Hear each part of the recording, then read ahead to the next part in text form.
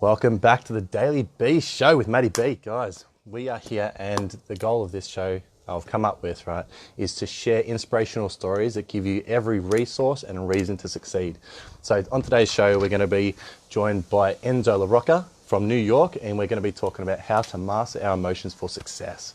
Okay, so a couple of things about our special guest, Enzo. He's had over 17 years in the protection services, protecting government officials, entertainers, A-list celebrities. Hey, Kylie. Hey, Amy. Hey, guys. Thanks for jumping on. Enzo, he's worked in the TV and film industry. He's an author, a screenwriter, a copywriter. He's got a lot of experience in the entertainment industry in that form and fashion. He's now a successful real estate agent up in New York, and he's using his network and his social influence to really motivate and inspire people. You can check out his Insta pages, which I'll put in the bio link. And he's just sharing his message, which is essentially be yourself, which is obviously aligned with what we're doing here in the Daily B, believing, expressing, and evolving. But yeah, guys, I met Enzo about 4 weeks ago, maybe 3 or 4 weeks ago. Hey, guys, thanks for jumping on. And I was just watching him do a live on his Instagram feed, and I just invited myself on. He invited me in, and hang on a minute, I'm getting a couple of messages from the old mate. And yeah, we just started chatting on Instagram live on his page, and then I obviously invited him over here to do the same on mine. So here we are. One sec. There you go. Shari, Ree, how are you guys? Man, it is hot up in Queensland today. So I got back from Miami day before yesterday. I flew in about 8, hey Brooke, flew in about 8 o'clock or 9 o'clock in the morning. I got in, hung out with a mate in town and got to bed about 8 o'clock in the afternoon. Slept till 2 o'clock yesterday, Avi. Got up for an hour or two, went back to bed, slept until like 3 or 4 o'clock this morning. Man, I've just been catching up on some well-needed R&R, which has been pretty good. But man, what an epic adventure it was. It was pretty hectic, and I'm going to do a live later on today, just going over a bit of a recap of that trip for everyone, because I know that a lot of people have been invested in that and helped me get over there, and pretty keen and eager to hear about how it all went. I wasn't doing as many lives and as many videos when I was over there, but yeah, nice to see you. Thanks, Shari. But yeah, back at it, back home, back at it, and got some big plans coming up, and some stuff that I want to be sharing with you guys, which is really, really exciting. But first of all, let's get Enzo up and running, and because he's got an epic story as well. And this guy, I didn't actually realise how much he'd been doing with himself. And once I sort of done a bit of digging and some online stalking of Enzo, he's blown me away. He's done so much stuff. He's got so much experience, and he really does come from the heart. And he's obviously a real estate agent, like I said, in New York, and he's doing a lot of good things in that space, teaching people how to really create wealth and grow wealth in that field, in the real estate field. But also, you'll see on his other Instagram page that he does, he's really putting his wisdom and his knowledge and his resources to work to really inspire and motivate people in an amazing way as well. So just give me one sec. He's not on here just yet, so I'll see if he's having some troubles. Now, his shirt looks good, but it might have to come off halfway through this. It's freaking hot up, eh? Tell me where you guys are at. Where are you guys watching in from? What are you guys up to? What's been happening? I haven't spoken to you guys for a while. One sec. Hey, Kylie.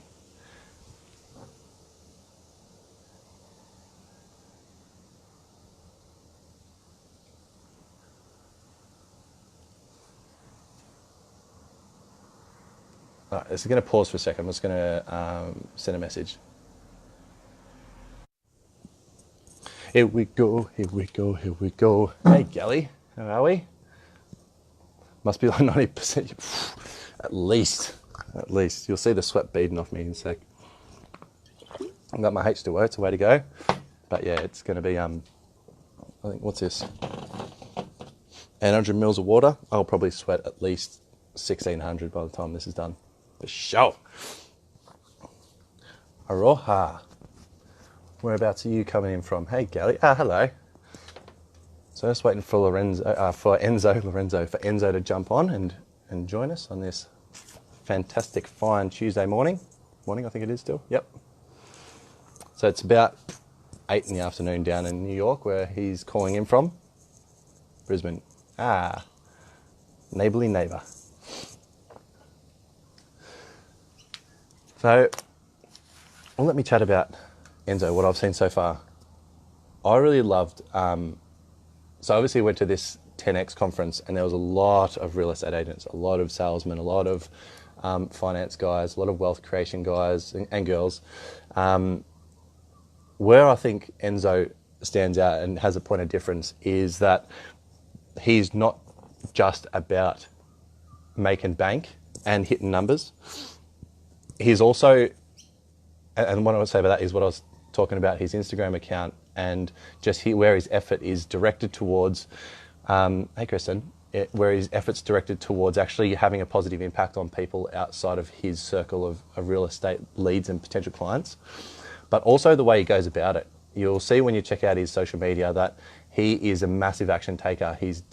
Obviously he's worked in TV and the TV and film industry, so he's got a bit of an eye and a bit of a knack for what to put out there and what people are looking for, but he's a big action taker in the sense that he's doing stuff different to most. There's not many real estate agents that I see that are creating the video content that he does, that's creating the posts that he does, that's putting the copy together. Copy is, for those that don't know, just the writing on the posts.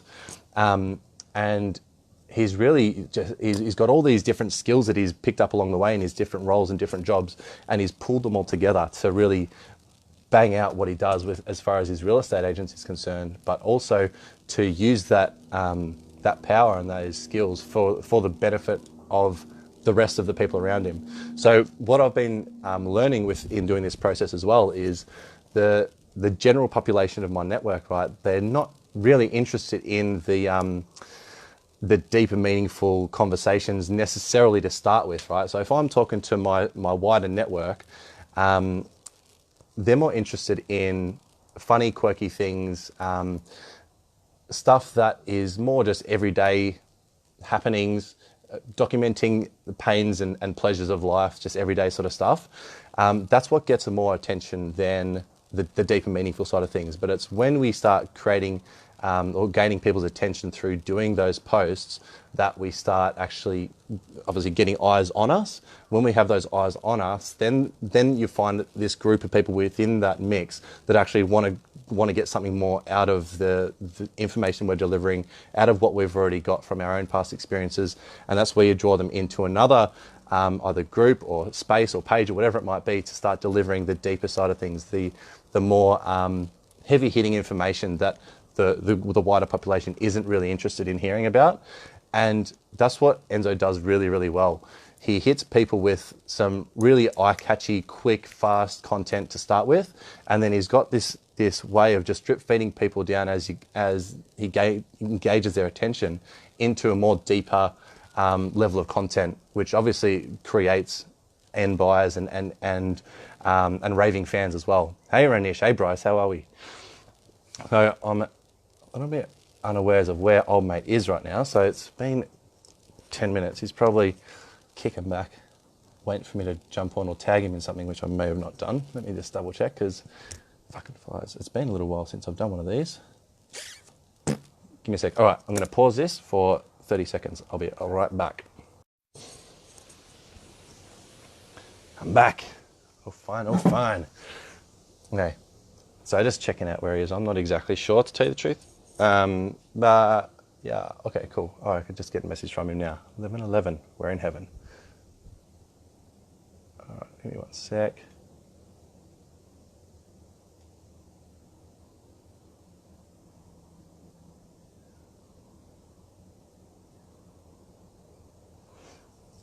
There we go. Oh, boom. I see us. Enzo, my man, in the house.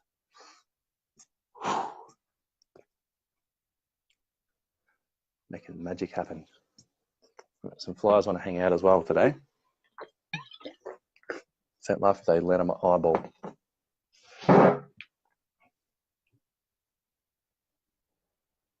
Marco, oh fine. Ranish, good to see you guys. Just adding you now, Enzo. So it says.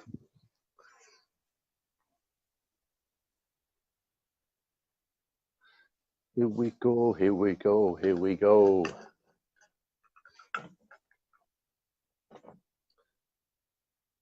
Oh, I want to make sure you've got your phone on landscape mode and headphones in as well.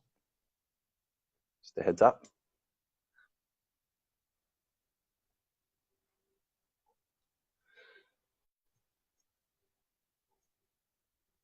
Oh, I tried. Enzo, you might have to jump out again of the live and jump back in. I think that might be the ticket.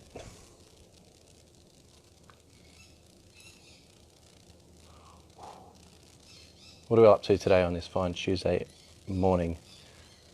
Where you guys get to, you guys at work watching this underneath your desk at work, or what are you guys up to? There's a bee here. A bee coming to watch the daily bee. Hey Marco. Good to see you, bro.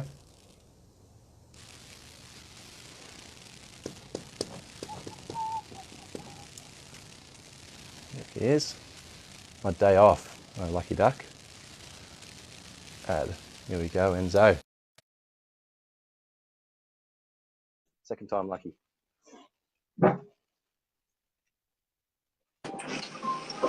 Hey! Hey, brother. Hey, what's up now? Could you do me a favor? Do you have some headphones you can check in? Yeah.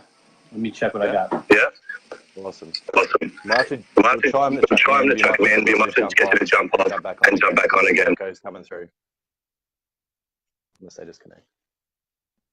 There we go. Can you hear me all right? Much better. Yep. Much better. Beautiful. Perfect. What's going on, pal? How's everything? Yeah, this is fantastic, man. It is sweltering hot down here. What time is it over there right now? It's 11 o'clock in the morning, almost 11:30, give or take. Wow. That is unbelievable. And you just flew in from, you were in Florida, right? Yeah, it's in Florida. Got back Monday. Yeah, back on Monday. So how do you catch all of yesterday? So since that's almost like an entire day, what's it, 12 hours later, how do you catch up? That's a massive jet lag. Yeah, it is. Well, I slept about 16 hours when I got back. So that was the start of it. And then, and yesterday my body clock was out. So I basically fell back asleep midday and woke up in the middle of the night last night. And I've just been up since then. So I think we're sort of getting back to normality. But yeah, it was 3 days because of the day that we skip ahead on the way back. So it was a 3-day journey basically.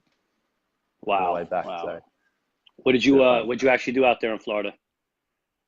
We went to the 10X Growth Conference with Grant Cardone. He put it on. Oh, yeah.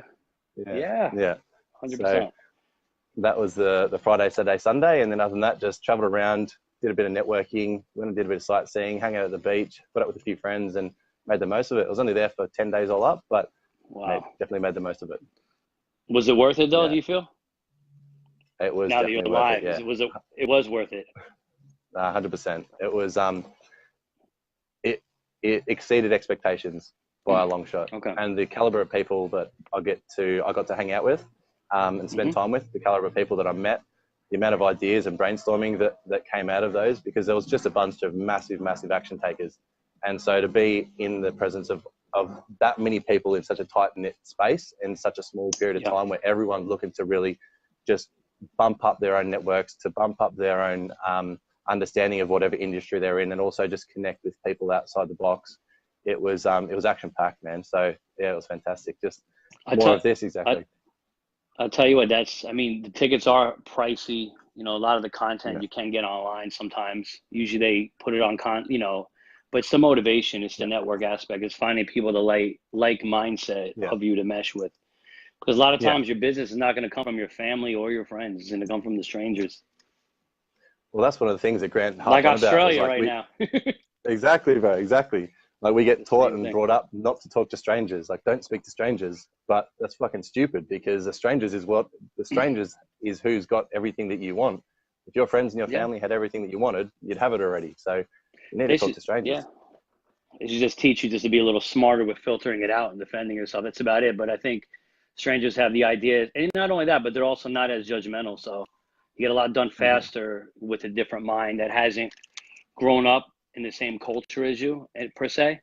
It's like usually the people that you grow up with kind of seeing everything about you and you kind of know where you're at, but you get some fresh mind in it. It's so much better. Yeah. Yeah, 100%. Even on Last a week I really did. small level. What's Yeah, that? go.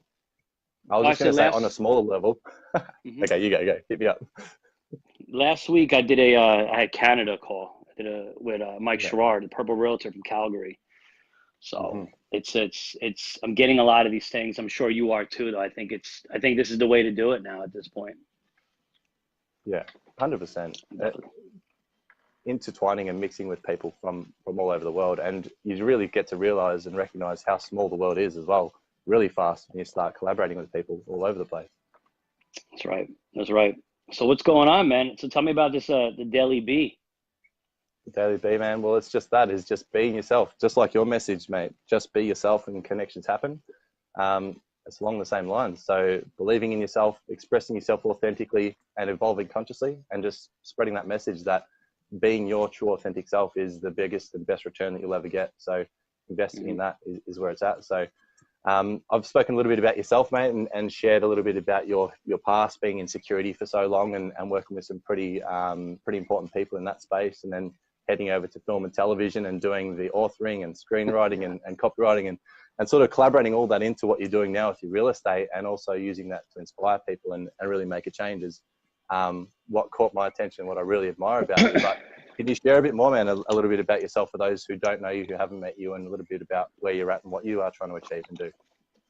Well, when I started off, God, man, when I lost my father when I was 4, and then after that, started using art and writing kind of as like a therapy. I started writing at the age of 6 or 7, and it never left me. It really never left me. I was always running around with video cameras, in the middle of the woods, making these short little funny videos, making still animations with little wrestler figures. And I knew I wanted to do something with the arts and entertainment world. I just didn't know where the hell to put that. Nobody that I grew up around was in that field. Everybody was getting, everybody's just a regular worker or a trade person. So what ended up happening was, as I got older, turned 17, 18, I started to take my writing seriously. I started writing poetry, and I started doing regular work. I started getting into security and stuff. I was a bigger guy, so I started getting hired. And before I knew it, over the next 17 years, security would always be a field that would evolve. It would evolve everything from being a bouncer in a club to doing loss prevention for retail stores, to working on the Super Bowl field, to being a police officer until the cert expired, then to becoming an armed security guy and a concealed carry guy. And it's just a field that kind of it just evolves. It's just saying security is really the most easiest field to get. It's like being a driver. You're a big guy. You're intelligent. We'll just take you, and you end up having this. But the cool thing about it is that I got to work with like Nina Sky and Pitbull and Flavor Flav and Nicole and Lorraine and Laguna Beach, Fat Joe. I mean everybody you name them. I got to work a lot in Bruno Mars, Red Hot Chili Peppers, and I got to say the best part of all of it was probably the halftime show at the Super Bowl was the most fun. But I did Yeah, that, true. and then on the side of that, I ate at my entertainment empire that I wanted to do, and it was just always hard to get. I went to college. I got a degree in art. Got the awards, did all the exhibitions, worked for a couple companies, and it was always freelance. Design this, write this, make this package design. Can never really get hired full time with that. And then I think 2002, my sister was trying to be an actress, and I went with her to go to Brooklyn, and I sat on the side, I had a T-shirt on.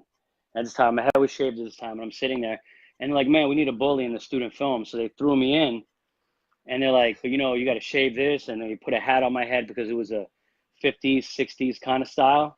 They're like, we can't have the Yeah, bald guy. I know bald guys were around back then, and before yeah, I knew it, I'm cool with the makeup artist, I'm cool with the wardrobe and the casting agent, and then my phone rang the second week, and it was funny because my sister was like, this is bullshit. This is my dream.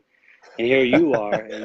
But she was much better than me. I can't act for shit, man. But I ended up getting casted in another 2 short films. And yeah, then I got pulled to work on TV shows, believe it or not. We did a short film. We did a short film, A Dangerous Place, in yeah, 2012 that won the film festival. And then all of a sudden, the first unscripted reality show I worked on, I was the assistant. They're like, you're going to assist somebody you may know. I'm like, who's that? They're like, you ever see The Bachelor? I'm like, yeah. They're like, the creator. I'm like, get out of here. So I go pick him up at the airport. He comes out. It's January. He's got shorts on, a tank top, a skipper hat, and he's a giant man. He comes out and he pushes me. I go flying. He's like, "What's up, motherfucker?" And I'm like, "What?" I'm thinking it's gonna be professional. We get in the truck, and he's a riot, man. And it's just we bonded, and it just tumbled after that. Hoarders, House Hunters, Biggest Loser. I worked on a bunch of these shows, and I was like, wow. I'm like, here I am doing security, and then I'm working on entertainment shows, being creative. And I'm like, this is pretty cool. Like, I'm getting to learn people's temperaments and personalities, knowing how to deal with them, knowing how to be disciplined. And then I'm getting to do all this marketing and creative entertainment stuff. And these things were always a constant in my life as I worked a regular Joe Schmo job. And I didn't know how to place it, because if you know anything about like entertainment, it's just as hard as real estate. It's very hard to even get your footing on. Like it's almost like a lottery ticket, like winning a show and all this other stuff. And so you have a passion there. So that was my passion. And I ended up making books. And it's funny because I knew you were probably gonna ask that, so I'm always prepared. I made a book, and this was my first book I ever made. This was it's called To the Edges of Water. Cost me about $250 to make.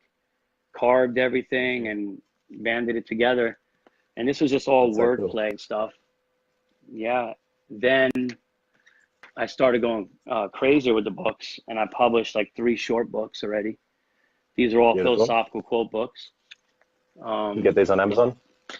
Yeah, those are on Amazon right now. I have another book here. This is 4-in-1. This was never been published. Won't publish it. It's all right. Took me. I think I may. But and then when I got to the TV realm, I got to the final point where I was working on a show, and they're like, "We need a new show. Can you come up with some?" And my partner was the producer of House Hunters, and we linked together, and we made 3 shows. And I pitched all 3. They took all 3, and they put one into an immediate contract called Home Layover. And because I thought we were gonna like blow up so big, I went home, and in 4 days I made 50 more shows. And it's hard to see in these things. Yeah. Days go on. So, but anyways, so I mean, just to catch everybody up a bit, armed security put the money on the table with a regular job. Entertainment was where my dreams and my passion was, and I love being creative. I obviously have a manic mind for that. Clearly. And then a conversation with a gentleman just was like, why don't you do real estate? You can make money, and if you're successful, you can make money while you sleep, passive income. And, and a lot of it is marketing, and you're really good at that. A lot of it is network, and you've met, in all these years, all these people from all these different jobs. He's like, everything you've been doing your whole life, even though it looks a little scattered, you were finding yourself and you were creating. And this is the summit of everything. Get in this field, do it right. You'll make enough money. You'll be able to take care of anybody you want to take care of. And then you could take a month or 2 off. He's like, I go to Hawaii every February with my wife. I don't spare an expense. We go for 1 month. We're the best of the best. He goes, that's how I live my life. I'm like, wow. And that was it. And I jumped into real estate in New York. And I was supposed to work with him. And then he goes, I'm going to retire. I'm like, what? I'm like, Jesus Christ. I'm like, I don't know anything but Times Square. And he goes, I'm going to retire now. I'm like, and it's why I don't really want to do it. I'm like, so he refers me to 3 brokerages. One ends up not hiring. The other one ends up being bought by someone else. And then the other one just knifed me from the neck, man. Didn't teach me shit. And I had to come home and go back to working with very, but my heart wasn't in it, man. I couldn't. He's a plumber. As much as the money was, I just couldn't get excited. And I was like, Jesus. And everybody's like, you're going to lose. Told you not to do real estate. It's a tough one. Just do this. Get a job. And it really hit me hard. I really had to look at everybody and just go, wow. None of you guys believed in entertainment, and I pitched the show under contract.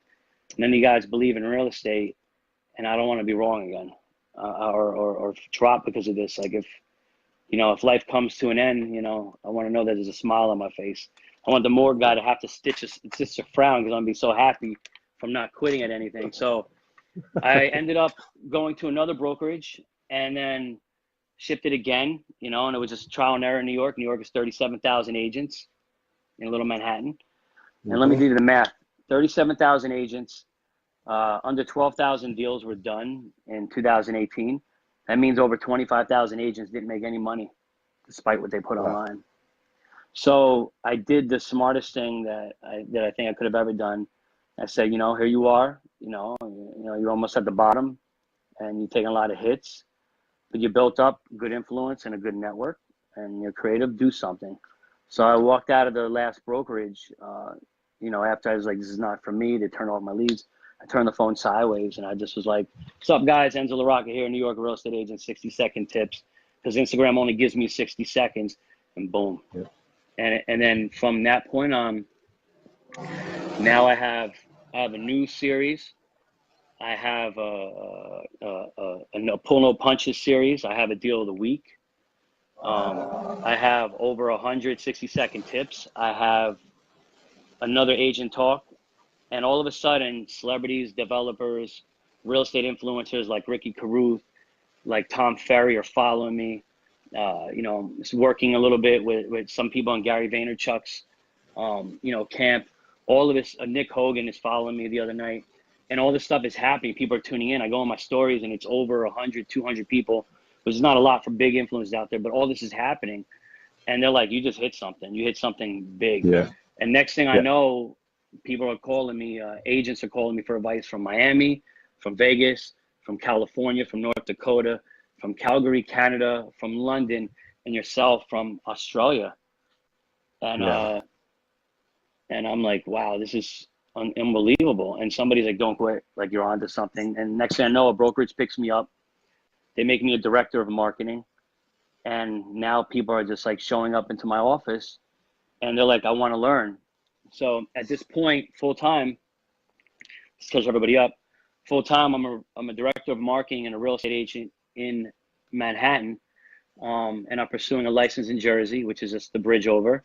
And then Florida will be right after that. So I'm a full-time real estate agent. I have a marketing course called Make Your Market, teaching people how to brand, which I'm selling online. I'm mentoring a lot of people, and I'm dealing with commercial and residential deals, which are in the pipeline. When I'm done with real estate, I go home and I get back to my writing and my producing because it's a passion of mine. And I'm currently getting a literary agent to pitch the shows for me because I realize that's a bridge I'm missing. And I have enough content. I went ahead and I will tell this, and I'll shut up at this point, but I put everything on my phone and on my iPad. So if you ask me for a contract to show a scissor reel, I swipe my thumb and everything is done.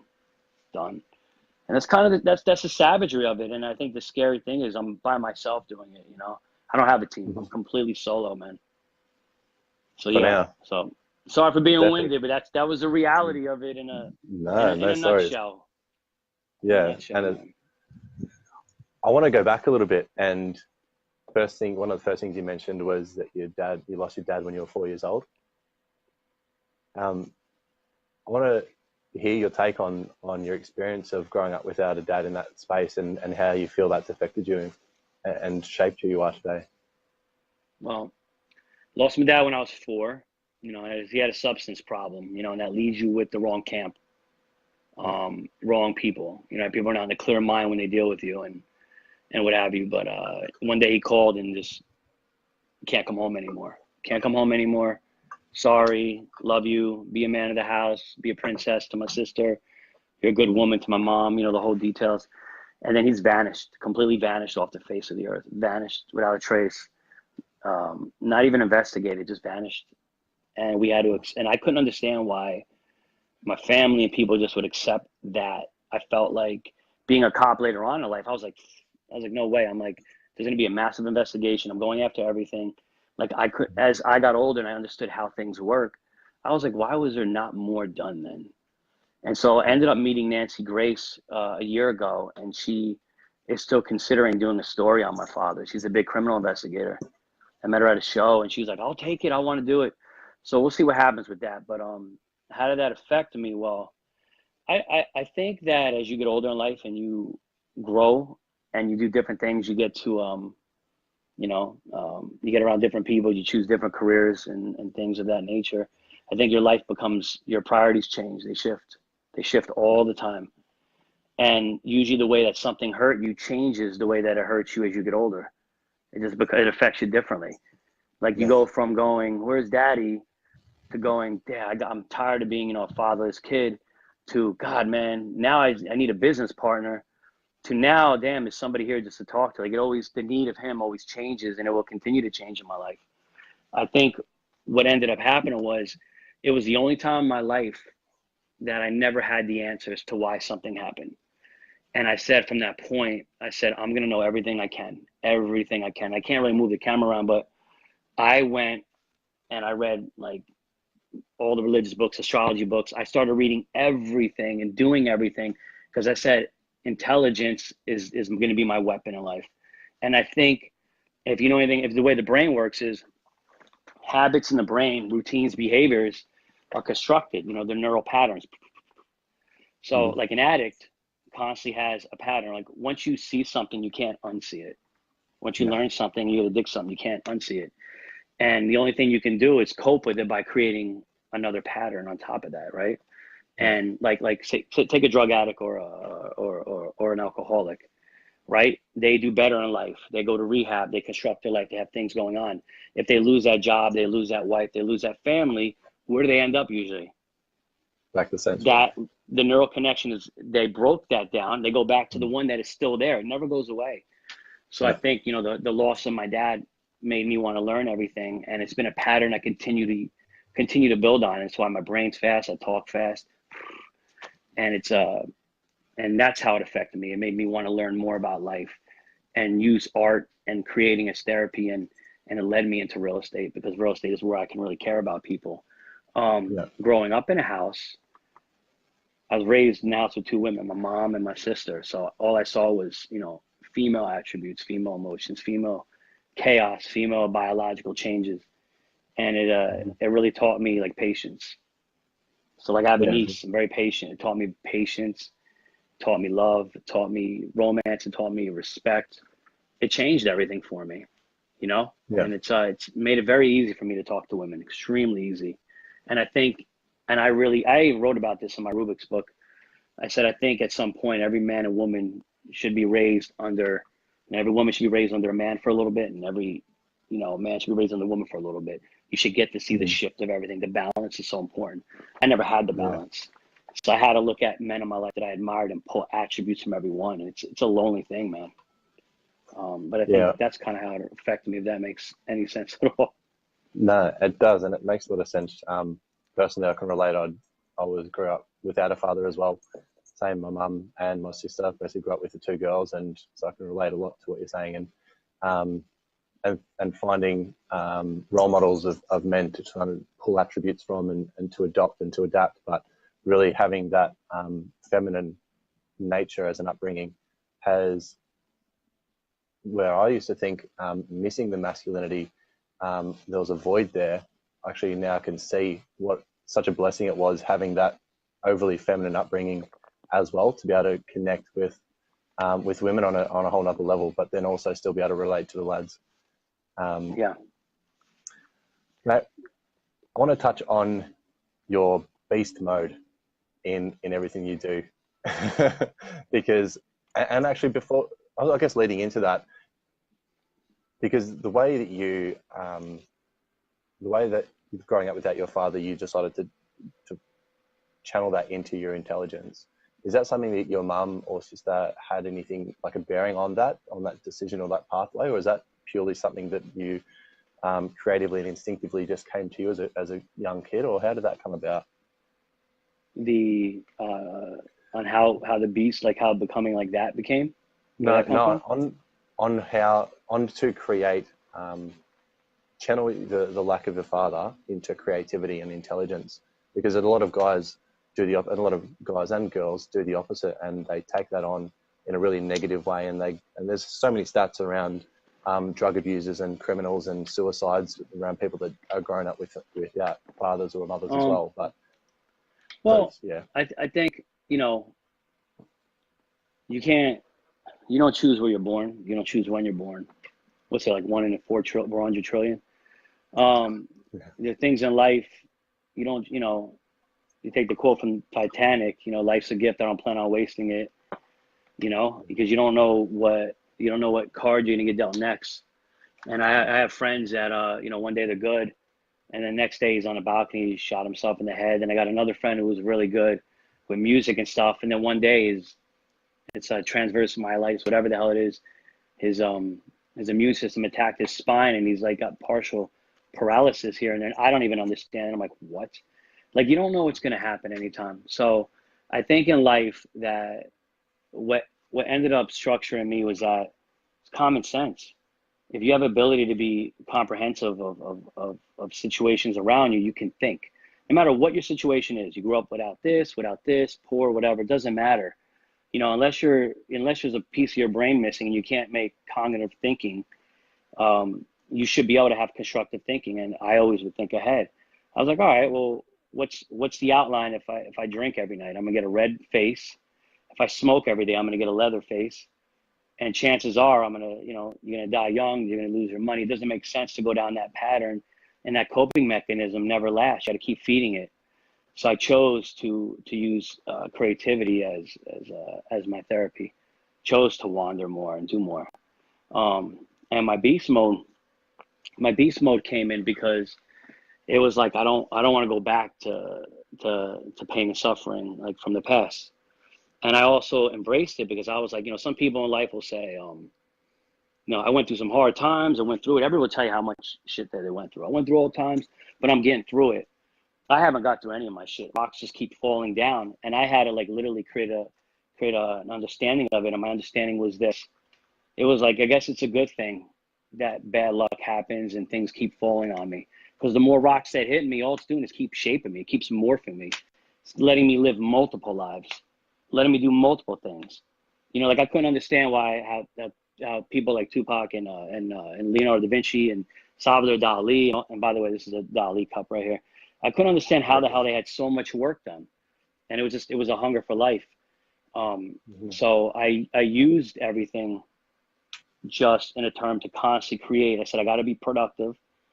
I want to be proactive. I don't want to wait and to have to be reactive. And that was one part of it. The other part is I read a ton of religious books. I read a ton of science books. I looked at DNA. I looked at neural collections in the head. I watched a lot of speeches and stuff. And I kind of have sometimes an assumption that we just go dark. I kind of have an assumption that there's a chance that we go dark at death. That's it. Because if you go back far enough, where the idea of God and everything came to be, there was a lot of years that humans were still walking around, and the evidence and the archaeology evidence shows that we didn't believe in crap. So it's like a God just waited to say, "Ha, I'm here, guys," like out of nowhere. And, I look at all the billions of species, and I'm like, and I don't want to be going too. I don't know if the topic of the show should go that far, but I kind of have a feeling that it just goes. I kind of have a feeling that it goes silent. And that gives me a little bit of anxiety inside. So. And, and if it doesn't go silent, I don't think it doesn't seem that anything is favorable saying, hey, Matt, your consciousness, your family, everything you love in your head, don't worry, we're going to take it with you to this side of the world. It's going to keep going. It may not. It may just be dispersed. So because knowing that played a role too. So here I am. I'm like, okay, could come to an end and that would suck. So let me live the most out of life. Doing anything in life, like over drinking, over whatever, is counterproductive, and it just leads to that death quicker. I was like, you know what? Let me exhaust the hell out of my life. Let me write as many books as I can. Let me inspire as many people as I can so they don't feel the same pain I did, and so they can get up quick. Like I created the Enzo Enlightens channel just on the verge that like when I needed something, I didn't have anybody help me. So I was like, let me just try to get them out of it quick so they could go on and live their life and not sit in the carousel. And that honestly, so the beast mode comes from, a thought that there's silence after this life. It comes from a thought that anything counterproductive is not productive, obviously.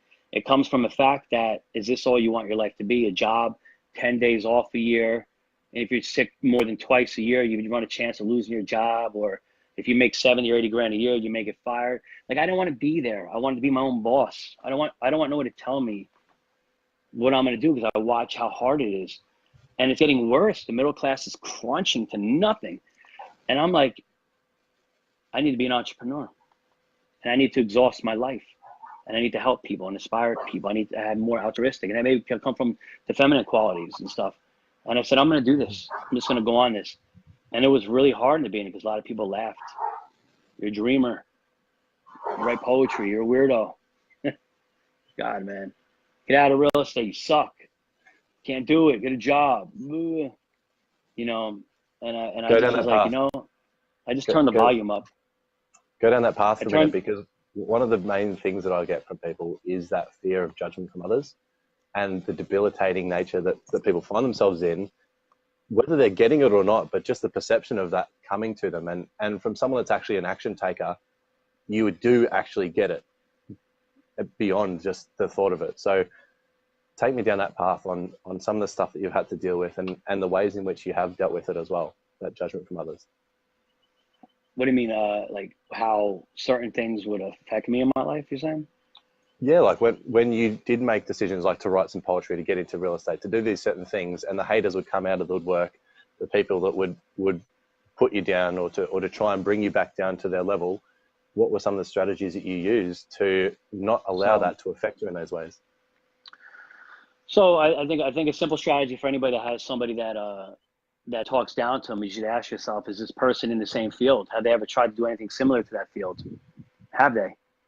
If they haven't, there's a very big difference between being a hard worker, a provider for your family with that admiration, but versus being an entrepreneur where you're eating shit in the middle of the night trying to get things. So I would say, like, I would look at these people and I'd be like, well, what have you done in your life? I think I'd be more concerned if it was somebody who wrote poems and did shows that was talking down to me. That would bother me a little bit more. But I just said, you know, you don't do what I do. How can you speak of it? That was one thing. I shut it off. The other thing I said is I just put the plan there. Like, how short is life? Like, at the end, you know, I used to have this thing, like, if you stand before a God per se or whatever, you know, they always say, God will always say, like, you know, because I grew up Catholic, they would say, God's going to ask you what you did in your life, you know, and blah, blah, blah. And I said, what are you going to say? I said, my answer is going to be, what did I not do? And that was my whole, what did I not do in my life? You know, and that was it. And I kept pushing. I just pushed. And then one goes, damn, man, you talk really well. Damn, you write really good. And I was like, okay, that's not a lot of support. Just a little, somebody out, there's a little light. It's like a dark tunnel. Like, there's a flashlight flicking. I got to go to it. So I said, let me do it again. Let me do it again. And I started building. And I started magnifying it. And then when hate comes out and people hate you, I use like a little metaphor, and it's always like, you know, everybody likes the sun. The sun's bright, it's warm, everybody goes to it. But when the sun gets too bright and is doing too much of its own thing, people start to hate. The sun's in my eyes. I don't like it. And start hating. So how does the sun get rid of shade and haters? It gets brighter until it evaporates them and they're gone. And I felt like, just turn this fucking volume up, turn this light up. Yes. And that's how I get through it. Turn up the fucking heat. But what is hate? You know, it's like, what is anger? Anger is just, you know how you cure people's anger? You just tell them they're right and it goes away. Yeah. That's all anger is wanting to be told you're right. Kill them with kindness. That's it. And that's the end of it. You're never going to favor anybody, you know? Yeah. And I keep it that way. So yeah, you turn it up on people. That's how I do it. Yeah.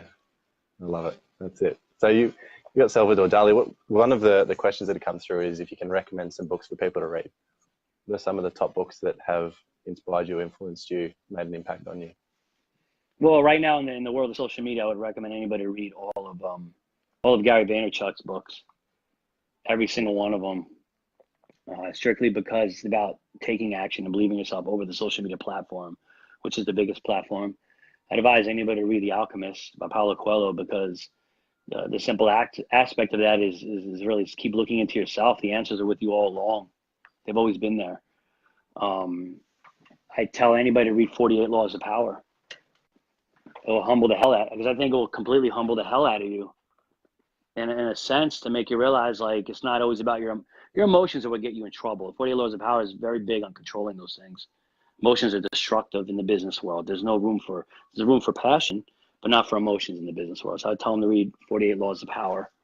For certain, I tell anybody to go read Ernest Becker's Denial of Death. That was in '74. Go read that. Go read his whole, he does a terror management theory is his thing. Like, we try to we play the hero complex. We want to be heroes because subconsciously we think we're going to die. But I go read that because that kind of starts putting the world into perspective for you about what we really are. And I think, as he quotes in his book, where these big teeth that just ground food into a pulp and shoot the waste out. It was just a devastating thing, right? And it puts reality in it, because I think to be successful in life, you got to really understand the urgency of action, because life is short. You have to understand that people are going to hate when they're not doing. You have to be humble, because you can't just be, a true leader is a listener. A true teacher is always a student. So that's where the alchemist, that's where all that stuff comes into play. So I would definitely advise on those types of things. Real world stuff. Like, don't go to the store and go get an Us Weekly. Don't go look at gossip news. I mean, I don't watch television. And I'll tell you why. In 2005, I had a very short stint in a nursing home, and I was a occupational and physical rehab therapist. Like, what did I not do in my life, right? And I had to turn on the oxygen and clean wounds. And I noticed something. While everybody's there helping people get well, I'm looking at the families that would never stay. They would go, "Hey, Mom, Pop, we got to go. We got to get out of here." The kids, they blame it on whatever, and they leave the old people drooling with crippled legs, like leaning, looking out a window. And I'm like, wow, they just sit here all day long and wait for a woman to push in a cart, shove 12 to 14 pills down their throat, wipe them with a sponge bath. It smells like funk, and their TV station is not even working. And this is it. And what they would give, to have the next 30 years to have their legs and run. They're going to watch TV, And I remember there was an old guy who was 90-something years old, Lyman, his name was, black guy, skinny black guy, nice guy.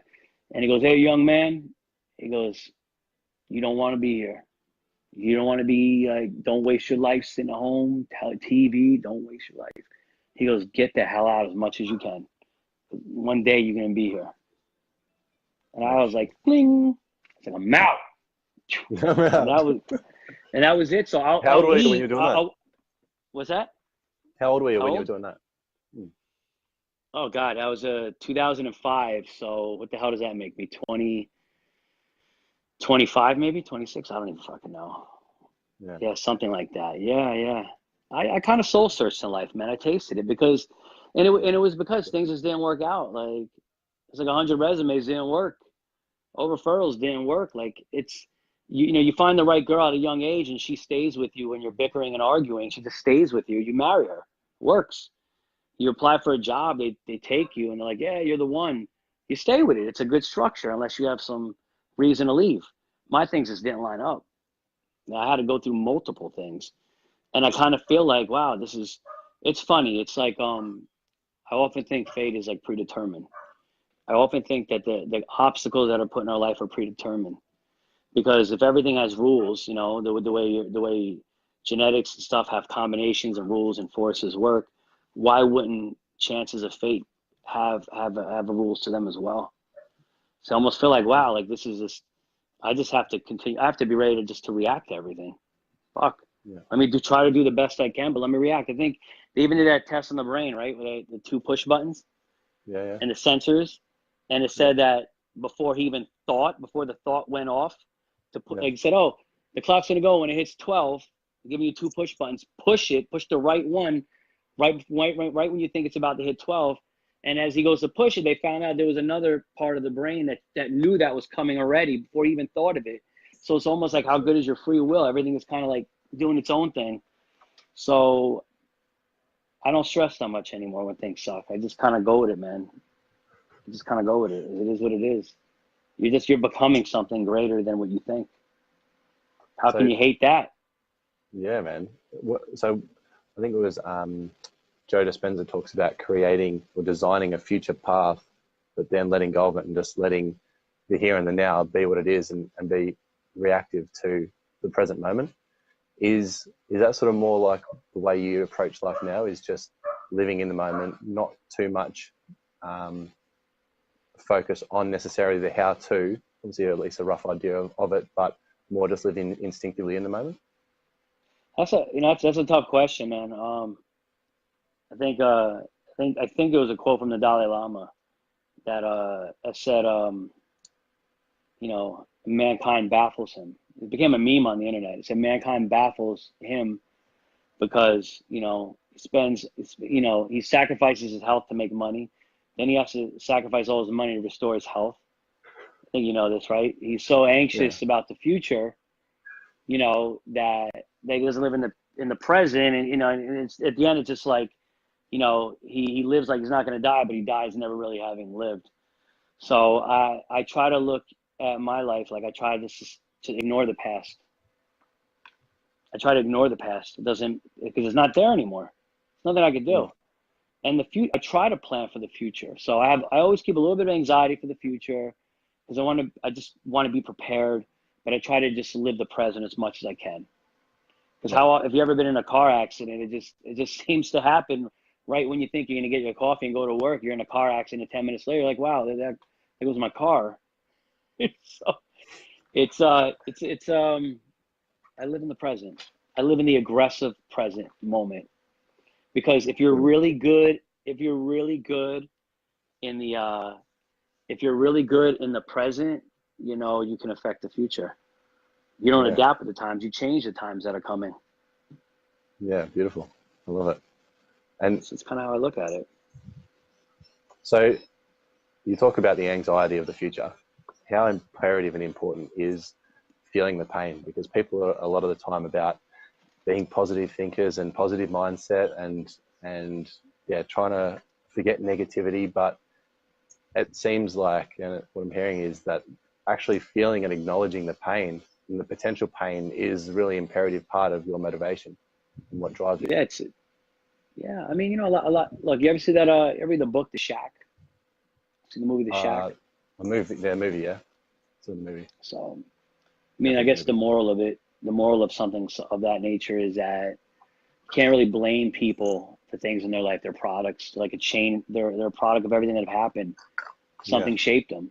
But that's when we go back to the beginning of our conversation when I say, like, we all can't change where we came from, but we have to, in a sense, have something called common sense or constructive sense, of saying, well, I got to change the way that things are right now. I can choose to let pain and suffering bury me, or I could just, treat it like it's a fuel injection to go a little bit faster.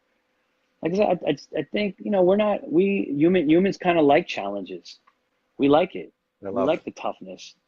I don't know why we bicker about it. I have an acronym. Is it a metaphor, an acronym? When you LIFE, life, I break it down to life is living in frequent evolution. That's what life is doing. That's what nature's doing. Nothing stays. Like, why do you think that because you have a job, you're supposed to stay?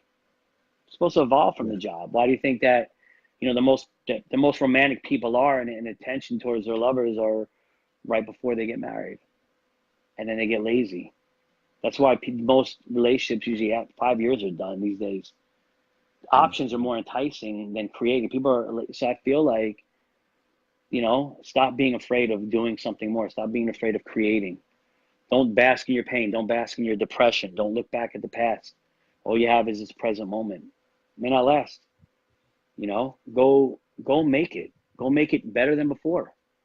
And just do it all. Like, how many times have you seen somebody? How many times have you seen, like, let's do movies and films since I did that. How many times have you seen somebody turn on a webcam with a shitty video with 720 resolution or 480, whatever the hell it is, and they become a millionaire, like Soldier Boy. You see somebody that spends millions of dollars on a massive blockbuster and it flops. You can't predict anything in the fucking world. So why wait? Yeah. Why dwell? Just get it out, have a good time, and just be good to people, man. Just be good to people. And if they don't mesh with you, it's probably because they haven't found themselves. I find that most people who are mean just are not happy with themselves. They're not happy. Sounds like you found that balance, man, between I think I'm still what, finding it. I didn't find shit yet. I'm still finding it. It yeah, keeps changing. It keeps yeah, changing. I just have a very optimistic mindset over it all, you know?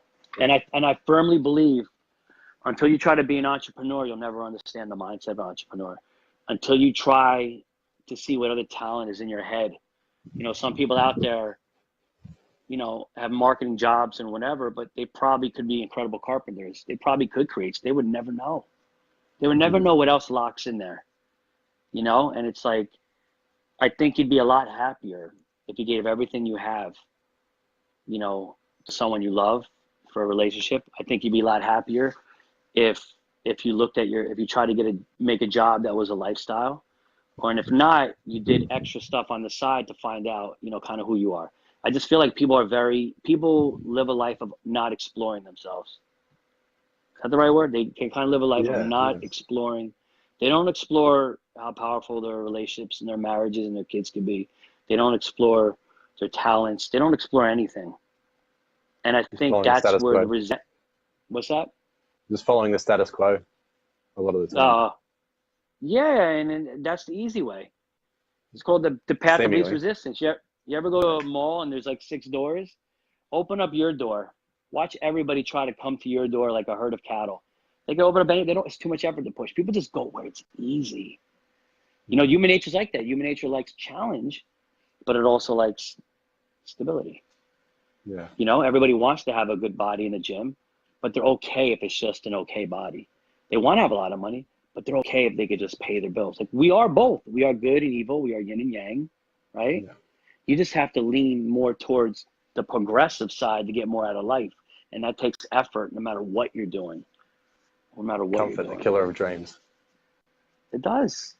It does. Why the hell would you not exhaust the hell out of your life or anything? You could probably save so many things. You know how many marriages probably could have been saved if people were honest with who they really were? You know how many people, you know, probably could have started businesses if they just fucking gave it a shot. Like Eric Thomas always says that, like you're digging, trying to get to the other side of the wall, and people usually quit when they're about 2 inches away. You Yeah, know. true. So I'm a firm So, do believer in living the hell out of life. you have some tactical tips for people to begin that journey of self-discovery and actually figuring out what their passions are and Yeah. what really drives them? Yeah. Yeah. Write down literally. Tell somebody around you, say, hey man, do you mind watching me for like a week? Not telling me you're watching me, writing shit down, or yourself, you write it down. Because the only way you're going to really know is a track record. It's a cool thing about social media. It's actually a track record. You can see how much regurgitated bullshit we keep posting. Wow, damn, I already used this quote 10 times. Fuck. You don't realize it. So Yeah, I think the first step is being accountable of yourself. You know, the difference between a hustler's DNA and a regular person's DNA, like the reason why a motivational speaker and influencer's words and topics don't work is because it's not your DNA. You're not made like that. You're not disciplined to sleep and to go after things and to delegate responsibility and to push a little farther. You're not made that way. The reason why this person's successful in the gym and you're not is because you're not made that way. So it starts with the core, it starts with the mind. So what you have to do is you have to like literally write down what your life has been so you can see what your behavioral pattern is, what you are, the way you think, you know, the way you're eating food always regulates mood, the kind of people you hang out with, what do they do with their lives? Like really, accountability is a massive thing. And then you go a little farther. Then you look at yourself, you know, in the mirror and you go, all right, well, what's wrong with me? All right, I'm a little emotional. I tend to get mad when this happens. I tend to be impatient. I tend to have ADD when this happens. Like your biology, you have biological factors in your head that play roles. Like there's people out there that we are different. We don't have the same IQs. We're not equal. We're not equal in intelligence. We're not equal in emotional balance. We're not equal in the ways that we respond to things. We're not equal in genetics. We're not. That's okay. Self accountability. What's my path of life been like? My behavioral pattern. What am I like biologically? Who am I like a person? Am I likely to be defensive when someone criticizes me? Like, who are we? Get to that part. Once you get to that part, now you know. Now you just pulled the skin off there. You're just bones. You're real now, right? Now you're real. Now, once you have that, you can't be hurt anymore. You can't be hurt anymore. You can't be hurt by yourself, by your ignorance. You can't be hurt by anybody else. So what you have to do at that point is now you have to restructure. Okay. Well, what do I need to put in my life? Well, maybe I need to, maybe I need to change my diet a little bit, my food regulation. Maybe I need to spend more time with this person that seemed to push me. Maybe instead of going this way to work, I'll go left instead of right because right takes me past an addiction thing or whatever. Like you start to restructure everything and it takes time. It takes time. You have to build on top of what you are and out from where you are. Yeah. You have to build on top of what you are and you have to build out from where you are because who you are is always going to be there. Yeah. That stuff falls apart. You're going to go back to resort. That's living a frequent evolution. Kind of keep shifting it. So I tell anybody out there right now that wants to make changes in their life, like stop talking about it because you'll exude energy and think you did it in your head. You'll trick yourself. Write down what you're doing. Full on thing. Yeah. Yeah. How many times like, oh, I'm going to do this. I'm going to do this. I'm going to do this. I'm a victim of it. I'm going to do this. And you're like, dopamine hits go off in your head. You're so happy. And then you don't do shit. Yeah. You don't do a goddamn thing. So anybody out there watching right now and you want to change something in your life, you can. It's going to take work. It's going to take work and timing, and you got to be ready. You got to be proactive. Write down what you've been. Have somebody watch you to tell you what the hell you've been. Get it out of the way, right? Then go a little farther. Find out what your biology is. What are you like? Emotions are everything. Who the hell are you really? Break it down because you don't know. People that are that are more depressed should be taking, should probably get, medical advice because you got to combat that before you can evolve from that. Like know what you are. My mother's a terrible person with criticism. You can't even make a joke. You make a joke and it's like you're fucking with me. You're fucking with me. What? You fucking with me? And then and all this shit comes out. I'm like, oh my God, it was just a joke. She has a while to figure that out. So, and that's my advice to anybody out there is to keep a track record of what you've been doing in your life so you're aware of it. Break down your biology so you can start to change it. Start building reconstructive patterns around you, behavioral patterns, which are everything from your diet, nutrition, your fitness, your friends, your social groups, the places you work are massive too. And it's going to take time. And then once you're there, now you'll know. You'll have a stronger bridge to leave the fucking island, You'll have the boat. And then you go on from there again. But like that's what I would say. Like I watch a lot of motivational speakers and I'm like, they're just missing it. They're not talking about psychology. They're not talking about biology. All they're doing is telling people, write down the top 5 things, the top 3 things. You got to do it, time block. That's not enough. That's not enough. Yeah. Yeah. Some of my friends, that are trying to be entrepreneurs cannot stay up all night like me. They can't because their biology is diet, whatever. It makes them, they fall asleep. You can get close to changing. You know what I mean? Does that make sense? Yeah. Like you don't have the same, you don't have the same. You need to work your strengths. Yeah. You got to work. Yep. You got to work your strengths, and you got to structure your weaknesses so they don't just go all over the place. Yeah. Like your weaknesses, treat them. Self-awareness. Self-assessment. Yeah. That's why, that's why you see things like, you'll see neurologists like Sam Harris, clinical psychologists like Jordan Peterson. There's a rise. There's a rise in psychology. There's a hunger. These are videos that used to sit online. They would sit online all the time and get no views. Now they're getting millions and millions of views. Why? Yeah. Because people are starting to come to life and they're just like, man, maybe things ain't changing because psychology, biology, this is a big problem. That's where it begins. And you asked where my beast mode came being aware of that. And that's a hard thing to do, man. It's a hard thing to do. Look in the mirror and call yourself. Yeah, call yourself what you are. So that's another thing I was going to touch on is that honesty. Like it's one thing to go through that process, but if you're not willing to be completely honest with yourself, you're basically wasting your time anyway. And that's, I think, one of the biggest hurdles is really holding up that mirror and being brutally honest with yourself. Because doesn't fucking matter what anyone else thinks about you. If you're not being honest with yourself, then the buck stops there. It's over. Yeah, it's over at that point, and you deserve everything your life turns into. And people go, oh, it's not true. But yeah, there's a case study. There's a case study for everything. You know, there's probably a one-armed person out there who's a bodybuilder with 5 kids and 2 jobs, and they do it. There's a case study for everything. Google it. So I firmly believe that it's time, you know, it's time to step up. It's time really to live a life that makes you happy. It's time to date somebody that has, you know, date someone that has the same synergy as you. You know, let me tell you, this is a good one actually. I had one of my homegirls is like beautiful girl, beautiful eyes, beautiful everything, got 1 kid. I find most women today have 1 kid. You know, wow, there's a lot of that happening, a lot of single things. Well, what's up? Why are you not with anybody? Oh, you know, I haven't found what I like. And it's about being proactive. Like some people out there are always waiting to find someone that they're attracted to. They wait to see that guy or that girl and they're like, oh, I like it. And then they go after it. Oh, this is love. Love you, babe. Love you, babe. Hashtag 143 and whatever the hell they put online, and it goes crazy. And then that's all biology though. That's not you working. That's your biology. That's your biology being horny, and that's your psychology being needful.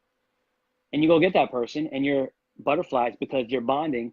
And then you exude it out 6 months, a year, 2 years, relationship's over. And I tell people, I tell her, I was like, what do grandparents do? You think, how many times do you think they fell out of love? A lot. Fell in love? A lot. Why?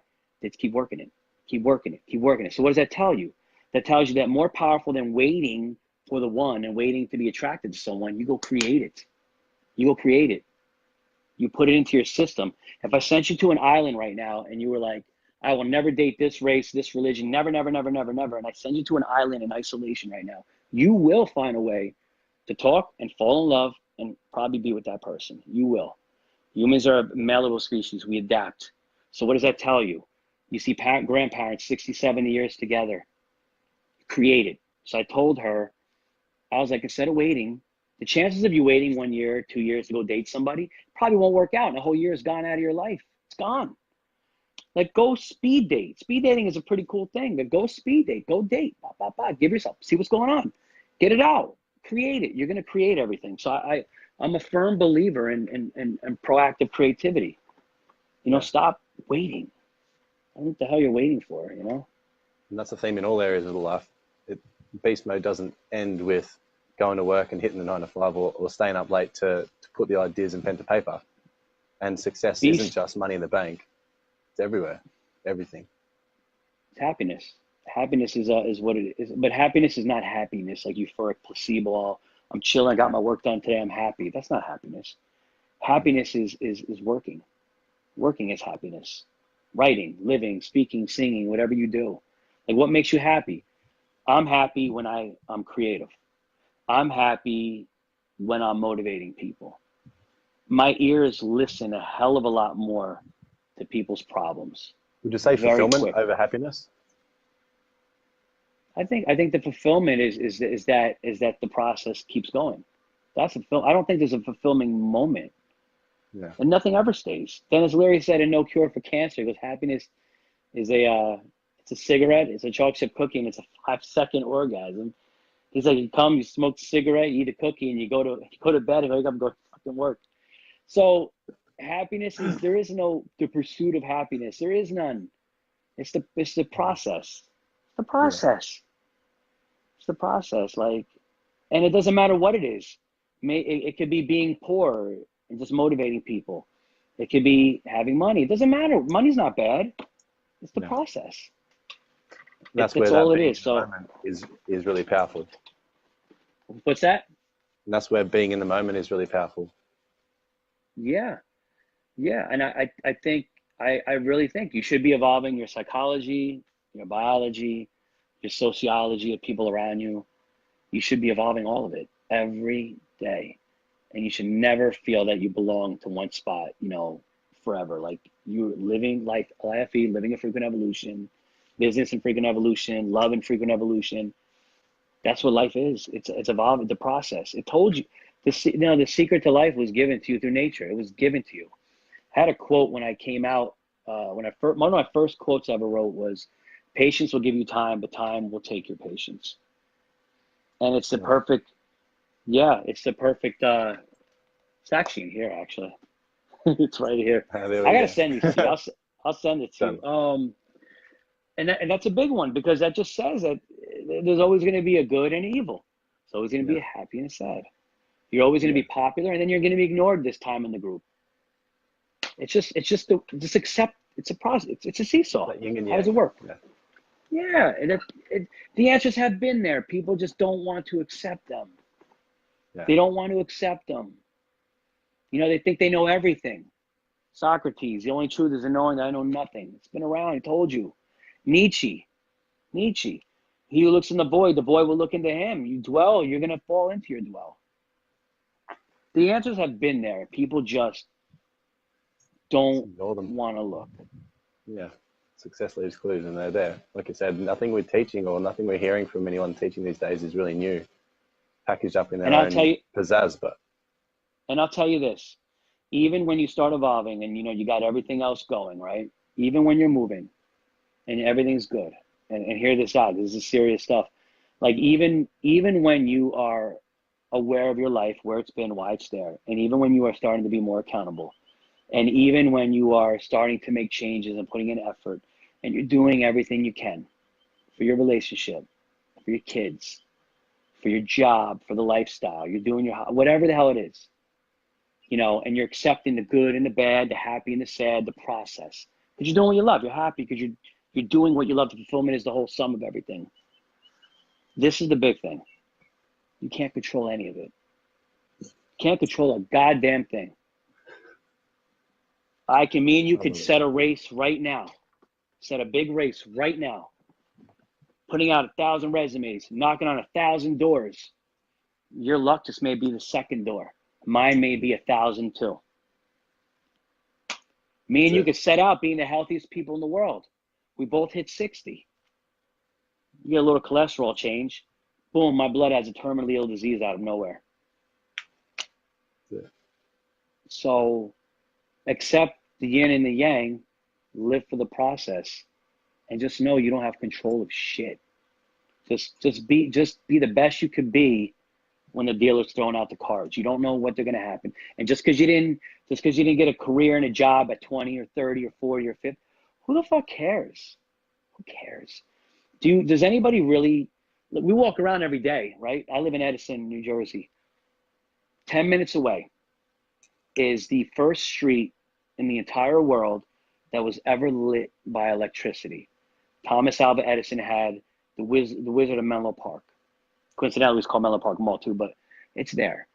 That is the reason that so many things in the world we have because of minds like that. Does anybody really sit and cry that he's dead, that Shakespeare's dead, that the Wright brothers who taught us to fly are dead? You think people are going to care about Michael Jordan? No. So no matter how much money you make, no matter how many trophies, no matter what the fuck you do in your life, nobody gives a fuck. It's for you. Nobody's going to care. You don't have money, you don't have a house, you live in an apartment, no one cares. The coolest people, if you travel a lot, the coolest people in the world are the people that stay in the hostels. The people that are like Matthew McConaughey. They got millions of dollars and they walk around in their underwear like, hey, I'm happy, let's play the guitar. It's but I mean, like, that's what it is. Like, stop comparing yourself. You know, a lot of people, I think the hardest thing in the world to find once you got it all together and you're living it, and you know that you can't control most of the stuff that may happen. Like, your timing is in the hands of the universe. Whenever it wants to happen, it's going to happen. I may not become a good real estate agent until another 10 years. This may be that way for me. It may be that way for me. That's why you hear, you know, Ray Kroc did McDonald's in his late 50s, you know, and all these people. You don't know. But even when all of that stuff is going on, you have to just essentially just be thankful that you are alive. You have to be very grateful that you are alive. And you know who it matters to? You and maybe 2 or 3 people. Brains cannot multitask a bunch of people. It's ridiculous. The problem is our yin and yang is we're addicted to stimulation. We overstimulate ourselves and numb the hell out of ourselves. I guarantee you, if you focus on something, it works. Focus on something that works, you know? Self-awareness, massive part of everything in the world. It starts with your psychology, your biology, your awareness of your surrounding, the restructuring of your pain to being productive, the understanding that happiness is not a place, it's a process that is ugly and beautiful and hot and cold and dark and light. And knowing that even when you line everything up to be the best thing in the world, opportunities are by the invisible card dealer. They happen at any time. He could deal you a death blow, a disease blow, a lottery ticket win. That's it. And once you understand that, I think you are almost close to being immortally untouchable. And that's it. And you have to be okay with that. You have to be okay with that. You have to be okay that that's what life is about. And I think most people don't get it. Like if I hear you talk about something, I'll go grab my dictionary, my thesaurus, and I'll read it. I'm like, well, where was that?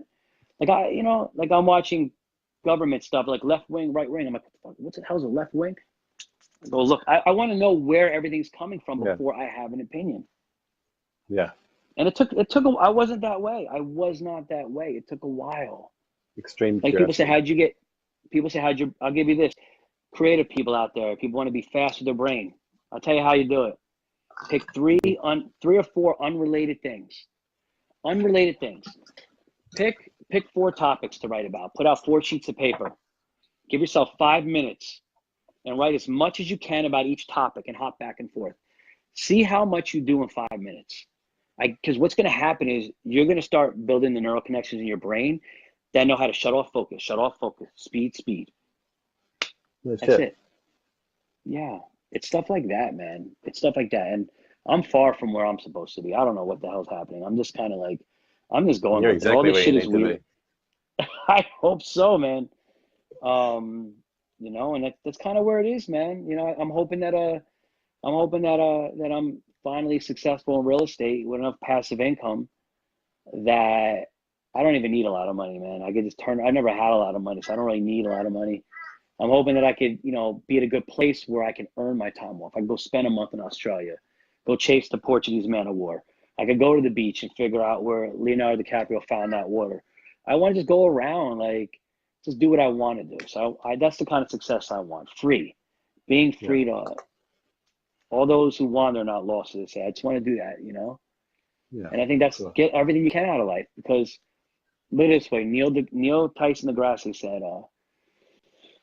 I think it was on Larry King. He said, he says, I don't recollect consciousness before I was born. I don't remember anything when I was born, right? There's a chance I won't have it when I'm dead. You look at people that get brain injuries through life. They get beat in the head a few times. They start losing memories and things like that. It could be, I'm not going against anybody who's religious out there at all, but just be realistic for a second. We could be a product of biology. And when biology is over, you're over. Stop wasting time. Stop wasting time. Go. Fucking turn that son of a bitch up and go hard, man. And if your life is happy living in Oklahoma with a wife and you have a cow and a couple chickens and you mow the lawn on Sunday and that's all you care about, good. If it's you have to be on a yacht popping bottles with people that don't really love you, go ahead. Like whatever it is, just make sure you're doing it. But and accept the consequences that come with that, You'll miss this, you'll take this, but you'll miss this. It's part of life. You'll date a bunch of women, but you'll miss the depth of having one woman. So you hurt people, there's a consequence for that. You're good to people, there's a consequence for that. But try to be more conscientious about things and not so agreeable. Agreeable people get stepped on a lot. Try to be conscientious because your time is valuable. Like Eric Thomas said, it's not a redeemable balance, your time. Can't get it back. No, that's it. You're talking some pretty deep concepts about just being detached and letting go. And so many people try and hold on like leeches to needing to know what's going on, needing to know what's coming up next, needing to be right, be perfect. And you just got this air of detachment to all those things and that just real sense of gratitude for what's happening in the moment, because really it's all we got. I think it's pretty full on, and it's really cool to hear someone speak on it in the way that you are as well, because a lot of the time it can get lost in sort of spiritual or religious waffle, and that's where I've been hearing a lot of it from. But to hear it in such a tangible way from someone that's just really living it as well, and it's really awesome. It's really great to hear. And I mean, there's nothing wrong with that. I mean, all of that could be real in some way. Yeah. We don't know anything. We don't know anything. I'm hearing the same thing. I'm hearing the same teachings from yourself and from them. It's the way in which that you are articulating it and delivering it is easily digestible and practical as well, which I think is really, really profound. I appreciate that, man. Yeah, this is I think this whole interview, I was like, man, I'm like, I don't think I've ever actually been screened and interviewed, unless it's been court. Like, why'd you do that? So this is definitely I'd say this is probably my first like long interview ever, and it's just like it's been new to me. Like, this has all been a long time coming. This wasn't me 10 years ago. Yeah. I just said I'm turning up the volume, and it's been it's a lonely road, man. But it's gratifying though. It's gratifying. You know, you get stressed out, you go take a little whiskey on the rocks, you go down to the beach, you just kind of run your hands in the sand. It's gratifying to just to know that you're here. Like, wow, what a feeling, man. You know, and if I don't know where things are gonna go. I could do well in real estate. I could end up becoming a motivational speaker. I could end up becoming a dad and just, helping my wife, or I don't have a wife, but I mean, I don't know. I can end up writing a book like Nicholas Sparks. It took forever to write a book, and after like 2 novels, I think The Notebook is the one that hit. I don't know. I don't really know what I could die in a car accident. Open to anything being possible, yeah. Anything is possible. Yeah. Anything is possible, man. I like to use the reference, live your life, because you could die crossing the street from Dunkin' Donuts with a cup of coffee in your hand. Like, like, go get it, man. Doing what he loves. Yeah, right. Yeah. But I like what you're doing though, man. I know we're talking a lot about me today, but I really like what you're doing. Is the Daily B a play on the Daily V? Yeah, of course. Yeah. Very smart. Very smart. It makes people look. I like the acronyms on that, because I had a site. I swear to God, I had a site in 2013, and it was called The Beautiful Evolution. My old YouTube up is called Beautiful Evolution, because who you are in life, the things you do is what makes you beautiful. What you do, it is your evolution. And I was playing on the whole be life, be this. It's so funny, man. Similar in a way, man. Yeah. Yeah, man. But I think you should push this more, man. You should push this way more. Do more Daily B, and the fact that you're going to Florida and everything. That is what's missing. Yeah. Most people don't go. You're connecting on the internet. I think our first talk was on the train. Yeah, it was. Yeah. Tapped into your Instagram live. Tapped in my Instagram live. I think there was like one person on there, and I'm like, oh, hi, there he is. But that's the beauty of it, man. We're in a platform where we can really express ourselves eloquently, and you do a good job of putting out content that's digestible, that's eloquent, that's conscientious. That's forward moving, forward thinking, forward productive, and that's where you're following. That's why your following is loyal to you. That's why your videos, are doing well. Yeah, it's a big thing to be proud of, man. I mean, when I see people doing that inspires me. It actually keeps me on my toes. And I'm like, shit, I got to jump up a little bit now. It does. I got to hurry up, man. This guy's on it, like, whoa. I don't have anything that people that have been following, they're doing the exact thing, and they're taking me, they're showing me the ropes now. And I'm seeing all the guys that started to follow me do their stuff, and it holds me accountable and gets me off my ass to keep pushing forwards and pump them out, which is fantastic. It is that accountability. You know what the cool part is though, is that the difference between motivational people, motivational speakers, is honestly is a likability of their tone of voice and their delivery. A lot of them have this zig. They all say the same message, but it's just like, wow, all the love songs out there, any great songs out that came from great bands, a lot of songs, it's the same stuff over and over again, but it just hit the timing. Like we are all helping each other. We're all a part of a story. Every person, every philosopher, every music artist, every motivational speaker, every painter, every person that bakes pie, every makeup artist, every teacher. Nobody is better than anybody. Nobody. We are all a part of a story. And even if you think somebody's a waste of life, they probably are helpful in some way that you couldn't even see coming. But it's what you do with it every day. Consistency is the key. Consistency is yeah, that's the closest thing, to being original. A lot of people won't do it, man. So you say you're in New Jersey? Is that where you said you're living at the moment? I live in Jersey. I work in New York. Jersey, Yeah, it's about 50 minutes away is my drive every there and back. 50 minutes there, 50 minutes back. I do want to end up in the tropical islands. So I do want to end up like in Florida or something. I want to be more by nature. I have this reoccurring dream, which I just can't even financially manifest, obviously. But it's I open up my balcony door and my backyard is the ocean. I'm like, yeah, this is awesome, I love it. And Beautiful. it's me, my wife, maybe a kid, a dog, a jet ski, and I just have soaked pants. I don't have any clothes. It's got rid of everything. I have a book in my hand with a pencil. I don't want nothing. Are the bills being paid, hon? Oh, good. Like, the bills are being paid. I'm good. Spend whatever you want. Like, that's it. Just put the whiskey on the rocks, man. Because Matt's coming over at lunchtime. Yeah, Matt's coming over. Yeah, I mean, and that's like the mindset, man. That breeds happiness, And it's different for everybody. But I think you could find more enjoyment out of your life every day if you're just honest with yourself. Oh, fuck yeah. Honest. You have to be, and people won't. It's just the way it is. Look, I've got stuff I have to do again in New York. I got people I have to address. It never ends, man. It never ends. Of course. But I think that's the way to it, Yeah, man. Yeah. That's kind of what it comes down to, brother. I'm gonna be over there towards the middle of the year, putting on some live events. Okay. Are you gonna join me on stage or what? Wow. Yeah. Wow. That'd be a first. There go the nerves right there. Yeah, dude. Oh man. I'd have to come on like Enzo and Lightens though. I posed that as a question. It was a statement, brother. You're gonna be there. When are you coming? When is this? May figure that out or June, July, August.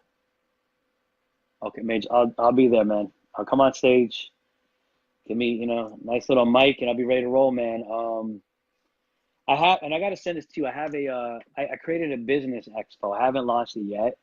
It's all for finance. It's teaching people how to be more financially conscious, and I'd like to include you in it too, if you don't mind. I could kind of send you that stuff. Yeah, and we could probably start it off small and just see what happens with it. I got a little logo and everything. Okay. It's never been done before. Beautiful. I'm up for a first. All right, dude. Let me know. Keep in touch. Let me know what's going on.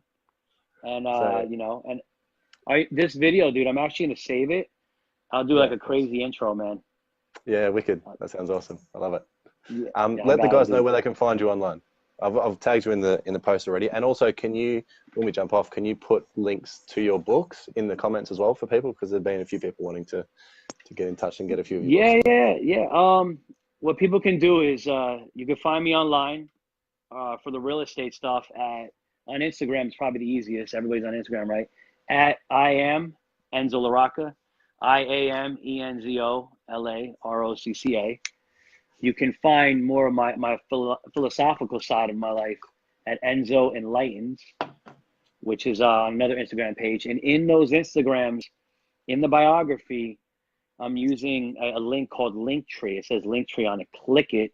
It will open up. You know what that is, Matt. You're doing very well. The Linktree on there. And in that Linktree is my books, is my YouTube. Everything you need is in that one link. So you don't got to go crazy. Go to I am Enzo LaRocca. Go to Enzo Enlightens. Click on the Linktree, and everything is there. You get my books. And you can push call. I pick up my phone. I left my phone number there. You can DM me. Even if you're in Australia. So, it's a different time. And I'm down, man. I'm always down to help people, man, in any way I possibly can. I love it. That's a statement. Yeah. You got any last words of wisdom or message or a bit of love you want to share with the audience before we head off? We're all in the same story, no matter what it was. Everybody out there is suffering from something, I'm sure. I'm sure. Even in the cockles of the subparticle of your subconsciousness, you're suffering from something, whether you choose to admit it or not. Rip the veil off of it. You don't got to rip it off in front of everybody, but just find your accountability so you can build on above it and out from it. You need to do it. It's not going to go away. It's always going to be there. It's always going to be there. Just the way you were made. You are who you are because of the shit that happened to you. And if the shit didn't happen to you, you wouldn't be. There's nothing you can do. You can never erase the past. You can never erase it. You can build above it and from it. So just start being more self-accountable and reconstruct your life and go forward. And just know that even when everything's right, you're still not the car dealer of life opportunities. I love that. That comes whenever it wants to come. Yeah, just enjoy the process. Such a cliche used word, right? It's used so often. Gratitude process, but really enjoy it. Really enjoy it. You know, Cliches are cliches for reasons.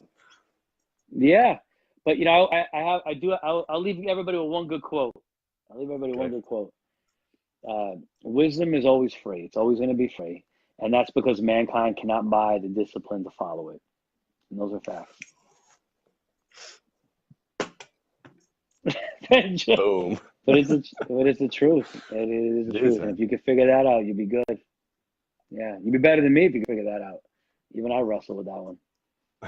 So yeah, dude. I love it. But Matt, thank you so much, dude. It's been an honor and a pleasure, bro. This is awesome, man. This is awesome. Yeah, and I look forward to taking the stage, man, with you when you come through. It's going to be epic. Thank you for joining, guys. Thanks for watching and being a part of it. Those that are watching the replay, hit Enzo up. This has been the Daily Beast Show with Enzo LaRocca. Fucking awesome show. Thank you, brother. Thank you, guys. Thank you, brother. I appreciate it. Thanks, brother. Have a good one, pal. Take care.